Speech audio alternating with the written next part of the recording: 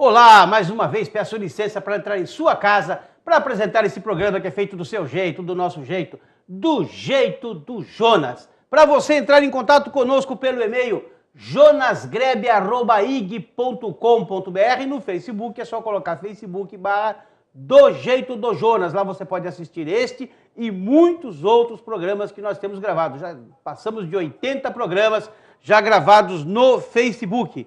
Também você pode entrar em contato conosco pelo www.guarutv.com.br. Todos os dias, simultaneamente, o programa passa aqui e passa também no www.guarutv.com.br. Para me ajudar a fazer esse programa hoje, eu convidei o médico, obstetra e ginecologista, Dr. Eduardo José Remy. Como vão as coisas, doutor? Tudo tranquilo? Vão indo bem, graças a Deus, tudo bem. Uma honra muito grande receber o doutor aqui e vamos bater muito um obrigado. papo sobre Honra minha. medicina. Vamos. A sua especialidade é ginecologia e obstetria. Obstetra faz nascer a criança, a ginecologia cuida basicamente da saúde da mulher, do homem também, né? Não, da mulher. Da mulher. Da mulher. Tá, e o que consiste esse acompanhamento, esse tratamento? Desde a adolescência até os últimos dias da vida.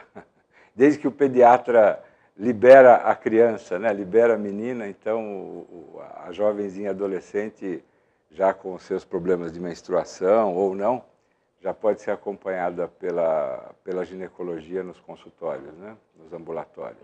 É grande a incidência de pessoas que deixam de procurar o médico? Até por vergonha, por acanhamento? Bom, você sabe que nós também temos um problema de acesso, né? Nós não temos um acesso universal garantido. Cultural, não? Cultural também. Eu acho que a gente tem vários problemas. Nós temos problemas socioeconômicos da população em si, nós temos uma dificuldade de acesso no que diz respeito a que nós não temos um número de médicos suficientes para atender toda a demanda, geralmente, principalmente aqui na cidade, mas eu tenho a impressão que esse problema é universal, pelo menos no país. E tem as questões culturais também, mas via de regra, as mulheres, nesses anos todos... um assunto interessante, essa falta de médicos. É daí que vem a ideia do programa Mais Médicos, da importação de médicos de fora? Não especificamente na área da ginecologia, né?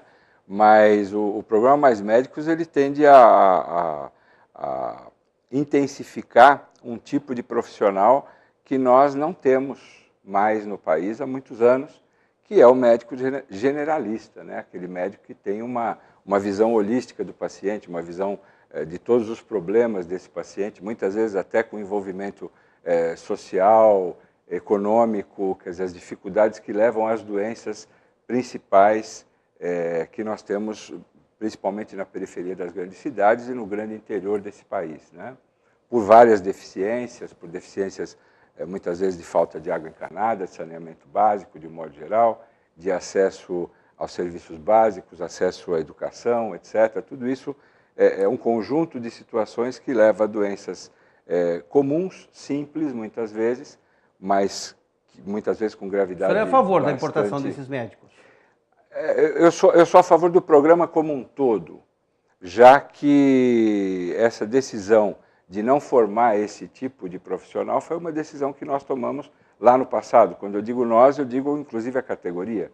Eu me lembro da época que eu era estudante, há 40 anos atrás, em que já havia uma discussão entre os velhos médicos, professores da universidade. Foi uma medicina com 12 anos. Muito obrigado. É o primeiro caso de bebê médico da história do Brasil. Talvez seja isso. E os nossos velhos professores já criticavam os mais jovens que focavam muito o ensino na questão da especialização, né? Tudo tinha que haver especialização e os jovens, os mais jovens na época, defendiam que isso era uma necessidade em virtude da ampliação dos conhecimentos em cada área, que era impossível, então, um médico como os antigos ter um conhecimento geral de tudo e poder ser atender a todas as questões. Quando eu era criança, doutor, tinha no meu bairro, eu morava num bairro muito pobre na periferia de São Paulo, chamado Pirituba. Tá lá o bairro, né? Tem até uma música agora aí dizendo que Pirituba não é nada e tal. Mentira, viu? Pirituba é muito legal, é importante. Tem lá o Pico do Jaraguá.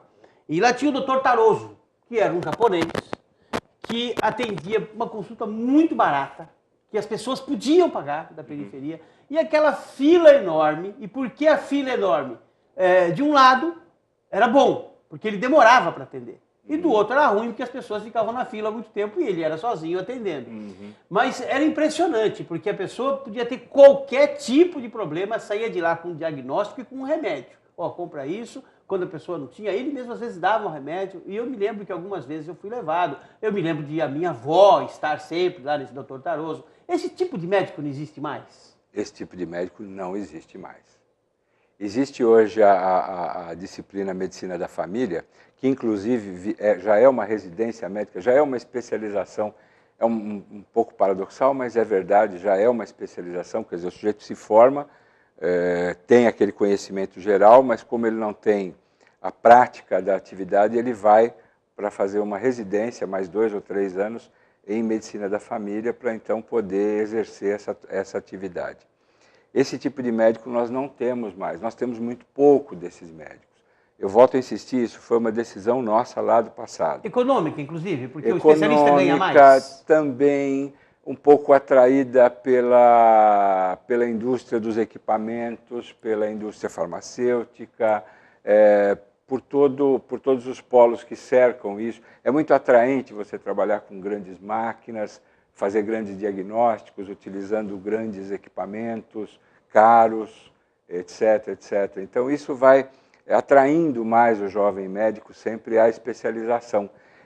A quantidade de conhecimento em cada especialidade também se multiplicou bastante nesses anos todos.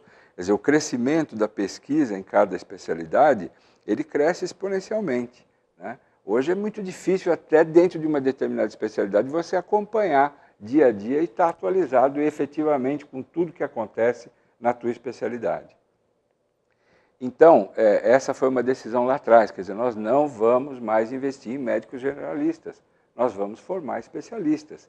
Hoje a maioria dos jovens que estão aí no 5º, 6º ano da faculdade estão preocupados em saber que especialidade vão fazer. São orientados na universidade para isso? Eu acredito que até sim, inclusive a própria universidade, a USP no caso, foi quem implantou a Medicina da Família. Aliás, foi lá em Ribeirão Preto que nasceu a primeira residência médica em Medicina da Família, ligado ao Departamento de Medicina Social da faculdade de lá. De modo que a grande preocupação hoje é em se formar especialistas. Doutor, eu trouxe aqui um médico muito conceituado, ele é da Escola Paulista de Medicina, doutor Beni, e ele me disse, sentado nessa cadeira em que o senhor está, que esses médicos cubanos têm o mesmo conhecimento do que um bom enfermeiro do Brasil. É por aí ou ele exagerou? Eu acho que é um pouco de exagero, sim. Na verdade, o que acontece é que, ao contrário da gente, Cuba sempre privilegiou a medicina mais primária, a medicina na sua arte básica. Quer dizer, nós vamos examinar um doente, nós vamos palpar esse doente, vamos conversar, vamos usar os nossos recursos da arte médica, de palpação, de percussão, um estetoscópio. Isso basta para fazer 90% dos diagnósticos de uma população em geral de um país especialmente pobre como o nosso. Ou pelo menos nos seus rincões extremamente pobre. Você já deve ter viajado por esse país. Bastante. E percebe as diferenças são enormes. Então nós temos, na verdade, um paradoxo grande no nosso país. Nós temos um Amazonas, por exemplo, onde se morre de verminose ainda, né? E temos uma cidade de São Paulo, onde se tem um padrão quase Porto europeu. Alegre, que tem um padrão europeu. Quase europeu, não é isso? Porto Alegre, Curitiba. Então, a decisão do programa é atender de um modo uniforme a todo mundo. É lógico que eu tenho que privilegiar quem está morrendo lá, porque não tem acesso, tem mais dificuldade. Então nós precisamos de médicos gerais mesmo. E nós, como volto a insistir, resolvemos não produzir esse tipo de profissional já há 40 anos ou mais. Portanto, vamos trazer de fora. Qual é o problema? Não vejo nenhum. Tem tanto grão que a gente não produz e a gente importa. Tem tanto produto manufaturado que a gente não produz e a gente importa. Por que não um profissional que nós não decidimos, volto a insistir, essa foi uma decisão de não produzir. É uma decisão. E a consequência de toda a decisão. Então nós vamos trazer médicos que são formados para este fim. Há poucos países no mundo que formam médicos para este fim. Doutor, deixa eu falar uma bobagem aqui. Fale. Nessa mesma linha de raciocínio tem a outra ponta, né, desse arco-íris, que é o médico midiático. Nós temos aí, por exemplo, não sei se ele é americano, brasileiro e tal, esse tal de Dr. Rei. É médico? Diz que é cirurgião, diz que opera, conserta nariz, conserta não sei o quê. Eu não sei, eu não conheço. Mas é mais ou menos comparável com o médico cubano, só que da outra ponta? Ah, sei lá, eu acho que vai uma distância bastante grande. A ética aliás, é ele uma aparece na linha televisão tênue, com o estetoscópio pendurado no pescoço. Você já notou isso? Vai fazer o quê? Eu tenho a impressão que na sua atividade também deve ter muito desse tipo de coisa. Ah, né? Com certeza. Então, são coisas que não dá para a gente falar a respeito. É lamentável. Eu gostei da sua pergunta, se ele lamentável. É médico. Eu acho que é uma coisa eu para não se sei, buscar. eu não sei. Efetivamente, eu não sei. Porque ele está dizendo agora na televisão, e eu vi falar, ninguém me contou, ele está dizendo que vai ser presidente da República no Brasil. Vamos falar um pouquinho, voltando. Eu acho que a questão do programa Mais Médicos bateu numa questão importante, que é a questão do Revalida. Né? Sim. Quer dizer, eu vou dispensar o Revalida para esses médicos ou não vou? Preciso ter o Revalida ou não? Até para que é a prova, midiático, né? Para todos. Deveria ser para todos. Eu não sei se o Dr. Rei prestou o Revalida. Será que ele prestou? Também é uma boa pergunta. Eu não sei. Mas como é que o senhor vê essa questão do Revalida? Eu vejo da seguinte maneira. Eu acho que para você exercer a sua atividade aqui dentro do país de forma autônoma, você tem que fazer o Revalida. Se você está inserido num programa por um contrato de X tempo e esse programa tem um objetivo imediato de mudar os índices de saúde do país por um período X, eu acho que você pode dispensar naquele período X, evidentemente fiscalizando para que esses profissionais trabalhem apenas envolvidos com o programa e não de forma autônoma. É a minha opinião. Sim. Né? Bate numa questão, mas e a fiscalização disso? Isso é um problema fiscalização é um problema em todas as áreas, né? Entendi. Mas eu acho que nessa situação a crítica que eu faço aos médicos cubanos, não ao programa Mais Médicos, porque não são só cubanos, tem de outros países também, mas a crítica que eu fiz aqui e vou continuar fazendo é pelo regime de trabalho. Eu acho que se você contrata um médico e paga para ele 10 mil reais, ele faz com esses 10 mil reais o que ele quiser. Ele pode mandar os 10 mil reais para o país dele, para o presidente dele, para o senhor de escravos dele, se ele for um escravo, ele pode fazer o que ele quiser com o que ele ganhar, porque o dinheiro é dele. Agora, no momento que ele ganha 10 mil e recebe só 3, e 7 é confiscado e mandado lá, porque eu chamo de senhor de escravos, que está mandando a mão de obra para cá, eu considero aviltante às leis brasileiras. Eu acho que essas pessoas, ontem teve uma matéria sobre carvoaria, as pessoas estão na carvoaria, trabalhando no sistema de escravidão. Tivemos ontem 17 pessoas presas porque estão com os trabalhadores lá, na mesma situação do Mais Médicos. Pegando o dinheiro do carvoeiro, dando um pouquinho para ele e ficando com o resto. Essas pessoas foram presas. E quem gerencia o programa Mais Médicos dos cubanos não vai preso cometendo o mesmo crime de apropriação do fruto do suor de um trabalhador. É a crítica que eu faço. Bem, agora, se entrega para ele os 10 e ele manda 7 para Cuba, problema dele, que mande 7, que mande 8, que mande 10. Ele faz o que ele quiser porque o dinheiro é dele. Agora, quando o nosso governo confisca o salário, né, de um trabalhador para mandar para o senhor de escravos, eu acho que tinha que ter gente presa. Espera um pouquinho, eu só não entendo uma coisa aí.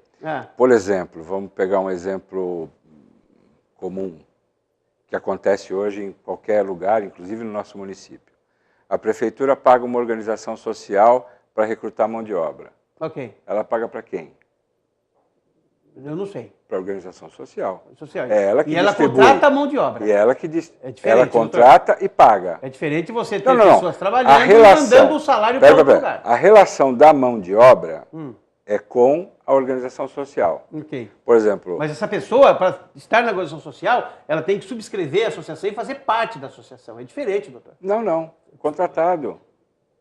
Não, mesmo que seja contratado. Contratado, é um ela profissional está trabalhando contratado. com um salário combinado. Combinado. Isso. Chegou lá, combinado. Pela organização. Combina 10 e paga 7. Combinado pela organização social. Sim. Quanto a organização social está recebendo não, do o caso poder, da segurança, por exemplo. eu não você sei. contrata uma empresa de segurança e você paga também encargos sociais, etc, etc. Então, você paga R$4.000 e o trabalhador recebe 2. Eu só estou colocando. Não, eu entendi. Eu não sei se o governo paga 3 para o médico e 7 para o governo de Cuba, ou se o governo manda 10 para o médico, para o governo de Cuba, e o médico de Cuba é que paga como ele deve pagar. Aí vieram os médicos chilenos, vieram os chilenos também. Os chilenos recebem 10. E então, o de Cuba recebe 3 porque 7 é mandado para Cuba. Eu acho que depende da relação, com quem eu estou me relacionando e de que forma. Né? Eu acho que se o governo manda 10 porque fez o contrato com Cuba desta forma e com os médicos chilenos de outra forma, certo? Se manda 10 para o governo de Cuba, quanto o governo de Cuba paga para os seus médicos é um problema do governo de Cuba. Ok, doutor. Vamos fazer um breve intervalo comercial. Daqui a pouquinho nós voltamos com o programa que é do seu jeito, do nosso jeito, do jeito do Jonas.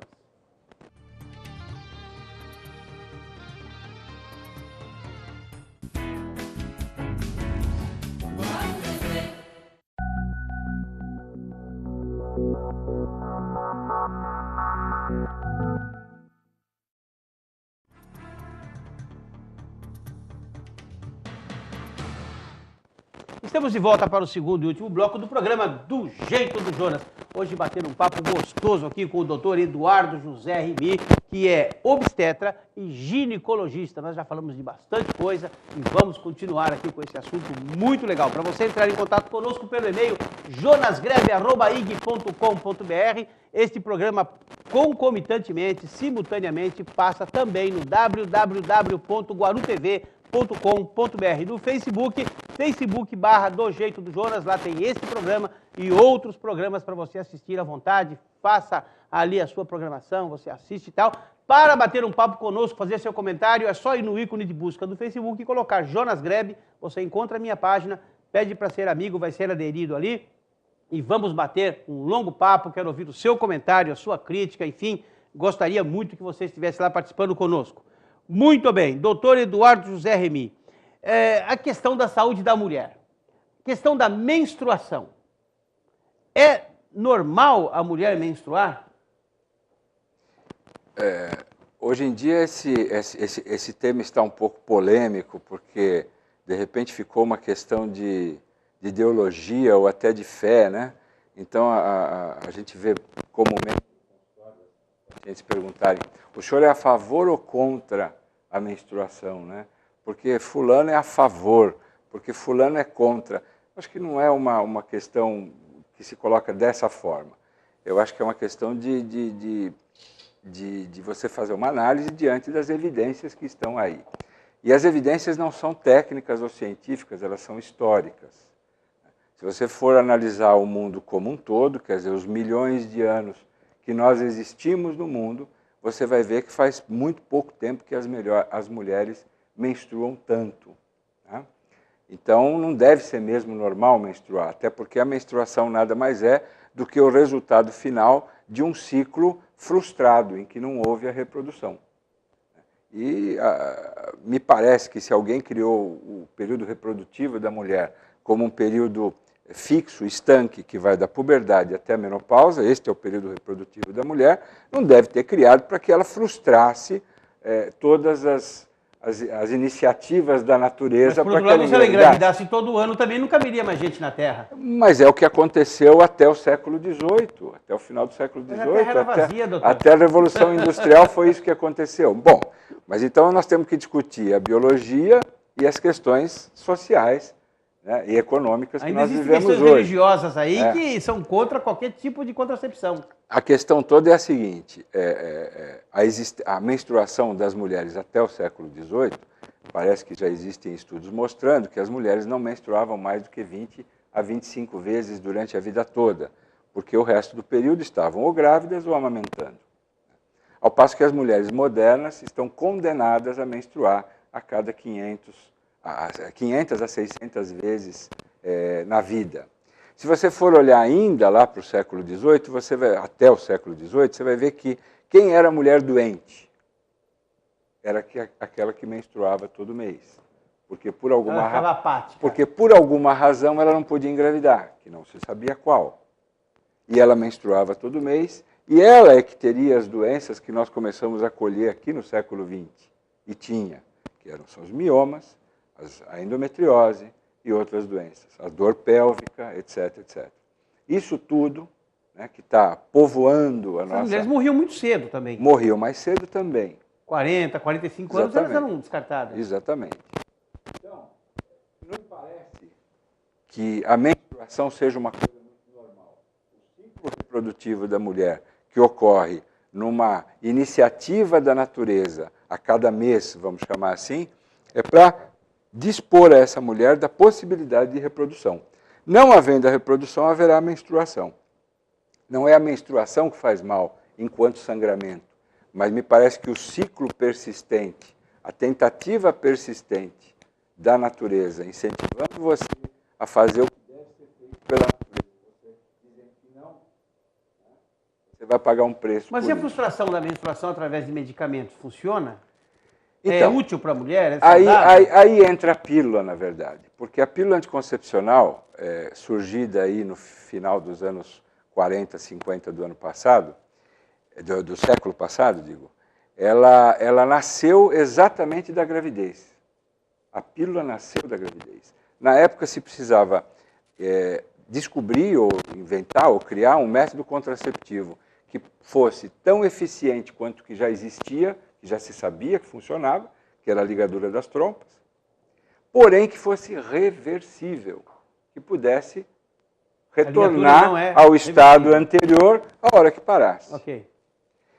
Depois de muito bater cabeça, houve lá um cientista que, na verdade, era mais um filósofo do que um cientista, que falou, espera um pouquinho, isso já existe na natureza.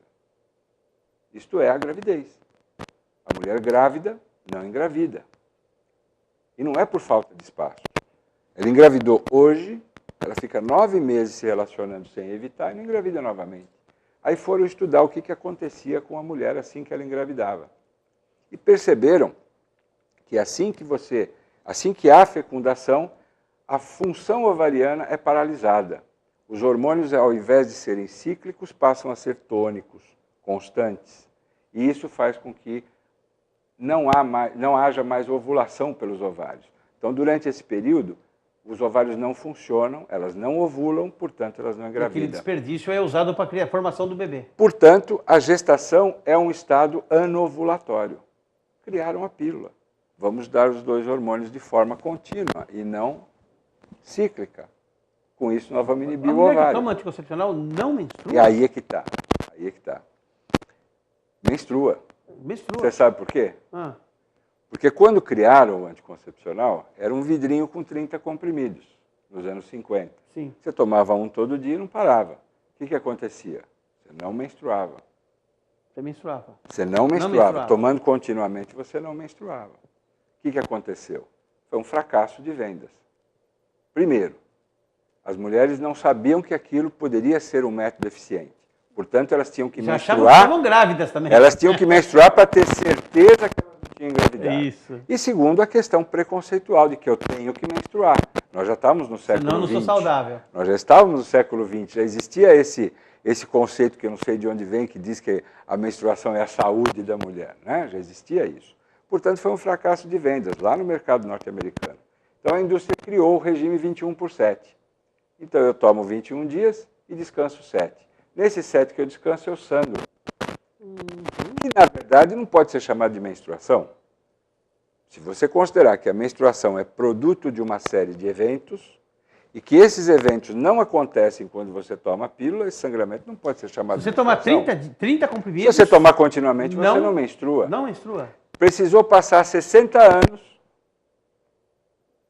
60 anos. 60 anos para que hoje a indústria voltasse a fazer pílulas anticoncepcionais contínuas e as mulheres hoje estão entendendo... E a fórmula é a mesma? A fórmula é a mesma. Mudou nada. Pode ser a mesma, não muda nada. E essa coisa... Então, a grande vantagem disso é que a pílula passa para a história como um grande simulador de gestação, que faz bem para a mulher. E esse que enfia embaixo da pele para não menstruar, eu vejo na televisão? São várias formas de você administrar os hormônios. Né? São os métodos anticoncepcionais hormonais, que nasceram inicialmente com a pílula, baseados nos conceitos que eu disse anteriormente. e que depois foi se desenvolvendo através da forma injetável, da forma de adesivos na pele, da forma de anel vaginal, da forma de implantes. Então você tem hoje uma gama de formas de administrar métodos anticoncepcionais hormonais, que ainda são considerados apenas métodos anticoncepcionais. Eu costumo dizer que o efeito anticoncepcional dele talvez seja o menor, em termos de valor biológico. O maior Tanto que ele ajuda o valor biológico que tem com pílula hoje é você ser um mimetizador de gravidez. Quer dizer, você simular que aquele organismo está grávido, com todos os benefícios da gravidez, sem o filho. Essa é a grande sacada da pílula, vamos chamar assim. As mulheres de hoje são mais saudáveis do que as mulheres de antanho? Eu não saberia te responder de um modo geral. Me parece que sim. Me parece que sim. Não pelo fato de elas menstruarem a vida inteira, quer dizer, mas me parece que elas dispõem de mais recursos para serem mais saudáveis, né? De um modo geral. E de onde vem esse conceito da mulher de buscar muito mais o médico do que os homens? O homem é preguiçoso para médico, né? Pois é, eu também não sei, mas eu Né? poderia... É histórico. Eu poderia arriscar algo do tipo, durante muitos anos a mulher não trabalhou, cuidou da casa, cuidou das crianças, as crianças sempre tiveram uma demanda natural por médico, desde as vacinações nos postos de saúde. Ela já ia levar a criança. Ela já ia levar a criança, já fazia parte dela também. O apelo, até nos postos de saúde, ao acompanhamento de gestação, ao acompanhamento de amamentação, sempre foi muito grande, pelo menos nos últimos 40 anos aí. Então você vai lá, você vê um cartaz com uma grávida dizendo, ó, cuide do seu bebê, cuide da sua saúde. Então isso é um incentivo também ao pré-natal. Eu tenho a impressão que deve ser mais ou menos por aí. O homem sempre pela questão da falta de tempo, por estar no trabalho, até porque os serviços de saúde não são disponíveis 24 horas por dia. Hoje também tem medo de descobrir doença, hein? Tem medo de descobrir. É muito mais patife, sente muito mais dor. Com certeza. Né? Sente muito mais a dor, né? Quer dizer, a mesma dor que a mulher tem, ele sente muito mais.